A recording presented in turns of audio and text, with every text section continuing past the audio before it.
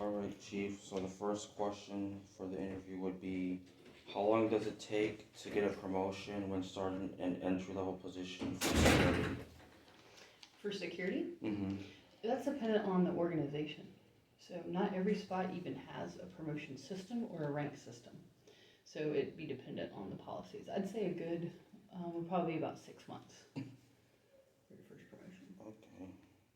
Okay, so for the second question would be, what are some of the pros about security for an entry-level position? Um, the training is only 2 days, so it's something that you can be done. It can be done pretty quickly, and the training and the certification that goes with it is pretty much like a golden ticket as far as entry level positions. As long as you have that card, they know you've done the training. So it's really easy to place once you've had the training. Are you talking about the guard card? Yes. Okay. Third question, what are some of the cons about security for an entry-level position? The hours, the work hours, they usually start off at night and on the weekends, which is not something people usually want to work. So the work hours and the work-life balance is the struggle there. So, like, for example, like, would it be like more than 8 hours a day, like 10 hours? It could be. We just had some students doing 12-hour night shift security shifts at a construction site, completely alone in Portland, from 6 p.m. to 6 a.m. Oh yeah, that's another question I want to add on to it. So when I get towards my 80%, for a job, does that mean I have to do a morning shift or can I do swing and grave? You would do whatever the work-based employer that we had at the time had available. Okay, so if swing shift was available, which is my preference, I could go with that. Yes. But how would that work with like Trado? Would that mean that I would still work and then come back here? So for like the students that work the night shift, Yeah. they would sleep during the day in dorms, Okay. right? And they go to their night shift, and they come. It'd be like coming home from work. They go eat some breakfast, and they go to dorms and sleep. They don't have to come to trade. They don't have to do any of that stuff when they're on work base, as long as they're scheduled work base. And do you know how long like that would like drag out by chance? You have to do a minimum of 40 hours, so which is 1 week of work. Sometimes it's broken up.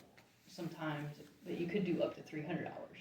So it's really the individual student. If you need more work base, we can get you more work base, but the minimum is 40 hours. Okay, so after CPP, I would do hands-on training for you until 80%. You do hands-on, and then it's not all hands-on. Not all hands-on. Yes, there's some reading packets. There's some interactive web-based courses that you have to pass.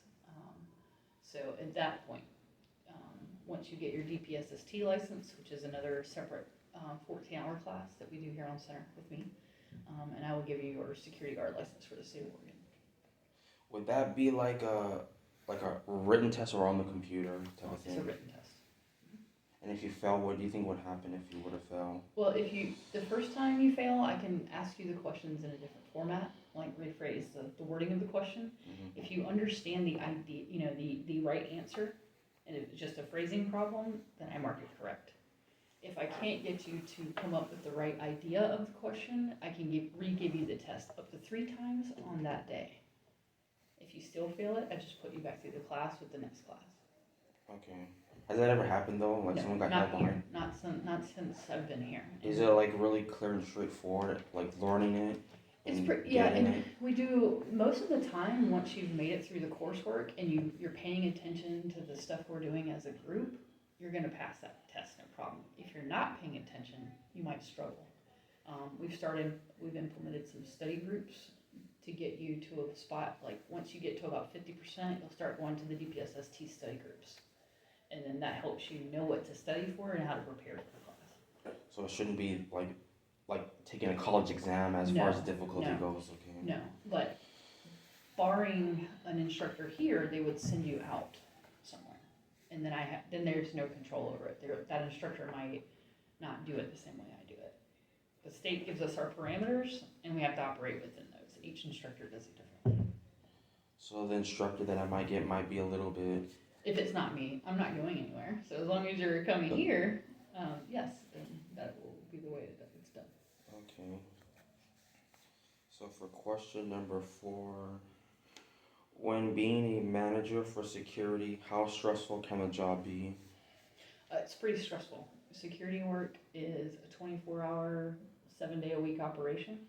And as a manager, you're responsible for covering all those shifts. So if someone calls out, you have to find a replacement. And if you can't find a replacement, you are the replacement. So family life work balance really is non-existent at that point, but you are compensated pretty well. So when I was a manager for a security company, I never had time off. I had a phone with me all the time. I might have to change my career path because I put security manager because they get paid good money. They do. And it depends on what type of management position. So not all so the management position that I had, I ran the company. I was the chief operating officer. Okay. Right? So I did everything from pricing the contracts to hiring, firing, and all the training, everything in between. Keeping the maintenance of the cars up, like getting the oil change. So I had a big job. So there's different levels of security management. So if you were a supervisor, would it be like one rank below manager as far as covering shifts and stress It could goes? be. And every security department and every employer is different because it's all dependent on what kind of contracts they have. It'd be much better if it was narrowed down to like Securitas does it this way or Allied Universal does it this way. So generally it just It depends depends on the company and the organization you go to work for. because not all of them has to cover shifts, only some No. do. Right, like for instance, I had a contract in Vancouver that had to be covered during certain times and not during others. There were certain times that like no matter what happened, we had to find somebody to put there. During other times, it was like okay if we didn't have an officer there. So it's really dependent on the company you work for and what kind of contracts they have. So if you were to cover, okay, and this one is also something that I just thought of. If you're covering someone else's shift, would it be kind of illegal to go past like that 60-hour mark or that hour mark? You get paid overtime. So that means you would get paid for like a double shift with overtime? Yeah, so usually overtime is time and a half, and that's again dependent on your organization. But you'd be getting your full hourly wage plus another half for every hour that you work. So if you make $20 an hour, time and a half would be $30 an hour. That makes sense? And if you were to work 12 hours, you would get 30 for the 12. So any overages of that 40 are paid at time and a half. So if you work 50 hours, 10 of those hours would be paid at time and a half, and the regular 40 would be your regular hours. So basically, a lot of moolah, but no free time. It could be, yeah. There's also jobs out there that are regular Monday through Friday, banker's hours type security jobs. Those exist. Okay. So for the 5th question would be, when you're in a situation with an aggressive person and you can't de-escalate the situation and you have no choice but to fight, what happens from that point on? In what context? What happens to you personally? Is there punishment for defending yourself, or? Both parties. What happens in the case towards the aggressive person when you do have to fight, and what happens to the guard in terms of defending themselves when putting hands on with the aggressor? Well, you have a right to defend yourself. Most companies will outline like what you're allowed to do as far as hands-on stuff with a person. Some companies can say yes, you can go hands-on with them, take them in put them in handcuffs, whatever you need to do to stop their stuff, right? Some of the parts of that is just being comfortable in protecting yourself. Here on center, you'll learn basic self-defense, how to get out of, and how to deliver certain counter strikes, and how to get out of certain grabs, like somebody grabs your wrists or stuff like that. Did I answer your question? Okay.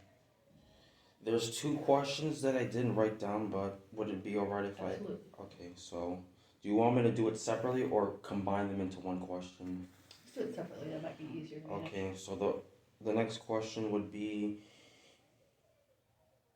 would body cameras be provided, or would you be able to provide your own body cameras to make investigations more easier in like your patrols and stuff like that? It depends on, again, your organization. Oregon Patrol Service, which is an armed security company, they issue body cameras to their employees, and an SD card. Other agencies will allow you to wear it, as long as they have a policy that outlines when and how you can wear it. The legalities around body cameras are a person's expectation of privacy. Sometimes security officers can violate that if they're using it in the wrong context. So again, that would be up to like company policy and what your contracted company that you work for says you can do. So in security, say Walmart hires you for security. Okay. Walmart's gonna tell your company what they want you guys to do, right? Then your company's gonna say, all right, Walmart, we hear you, we see you. We're gonna take that, we're gonna narrow that down just a little bit more, and this is what our officer can do. So all those things will be ironed out for you before you go to work there by someone else. Okay, and then the other question that's not on the list that I want to ask would be, would it be allowed to walk off the property on the clock if it's urgent? Yes, most of the time there's a procedure in place where in the case of an emergency, you call your supervisor and they'll either, like I said, get a replacement out there to you. But if you gotta leave, you gotta leave. I've had to leave sites that couldn't be left unmanned in emergency situations, and usually they just get a replacement out there as soon as they can. All right, and then I want to ask one more that relates to that. Mhm. If there's an armed, if there's an armed shooter scurrying around trespassing, and you have to leave, would it be allowed for you to leave for the moment? Yeah. In that case. Yeah, you are not prepared to deal with a shooter, an armed shooter. No security is. Security officers do not have a duty to act in any capacity, right? Security officers are only there to call someone else to deal with it and to prevent smaller things. So police officers have a duty to stop those things from happening. Security officers do not. Does that make sense? Mm-hmm. So yeah, we do not want you to go up against an armed person. We don't. We want you to hide and call 911 so someone can come deal with that person. Okay. So for the sixth question would be, how often do you have to fill out a report, and why would you have to fill out that report? Some companies want you to do a daily activity record. The students do them on Mondays here. It just, every hour you have to put an entry in there. That's pretty standard. Otherwise, only in times where a serious incident occurs will you need to do a written report. Would you have to fill out a report like if you take a break or go on lunch or stuff like that? Some places have a web-based app that, like if you're going on lunch, you would just click a button on your app and you would create a new issue, and it would be officer on lunch, and you click a button, and then when you were done with lunch, you'd unclick it saying you're off lunch. That's the only officer on break reports I've ever seen. Okay. Next question. Would you know if a pay raise would happen in the near future on the job? Yes, actually, so I can tell you as far as the security market and law enforcement market goes, just to give you an example of how COVID and employee shortages have driven the rates up. Last year at this time, the TSA was hiring at $19.90 an hour. 1 year later, they were hiring at $24.12 an hour, right? It's a big job. 1 year, entry level job. You do not need a GED, you do not need a diploma. This is an entry level job in this field. It starts at $24 an hour. That's quite an improvement in 1 year. So I've also seen the rates for security officers. Before COVID, I was paying security officers in Washington $14 an hour. Now they're making $17. The supervisors were making $15 an hour before COVID. Now they're making $19. So COVID and the employee shortages driven up. Security is one of those things that people have to have, especially when every law enforcement agency is shorthanded and can't respond to things. There's no job shortages for security, and it's a great market to go into because The more things in society keep going like that, the more they'll need us. Okay.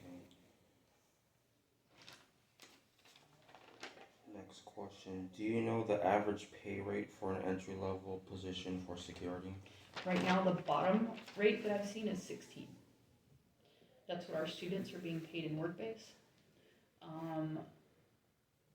We've placed students, like I said, at the $16 an hour rate. We have a company right now wanting to pay us $23 an hour for a student. That's not someone that's graduated. So I would say starting rate anywhere from 16 to 18 for unarmed, and 20 to 25 for armed work. Okay. Next question. How much verbal warnings or write-ups is needed to get fired on the job? Well, it depends. It's kind of like here. Certain disciplinary things are a level 1, like automatic, you go home, right? So it's the same with your employer, and it depends on their policy. Okay. And then last question. Do you know how much PTO you get each pay period for an entry level position? Again, it's dependent upon your agency. Most of the time, it's around 4 hours per pay period, so that's 1 day a month of PTO that you would incur. All right. And usually there's a waiting period, like you'll have to wait 3 months or 6 months before you can start using any of that time. All right. Okay. Well, that's it for the interview and all for the questions, Chief. Okay.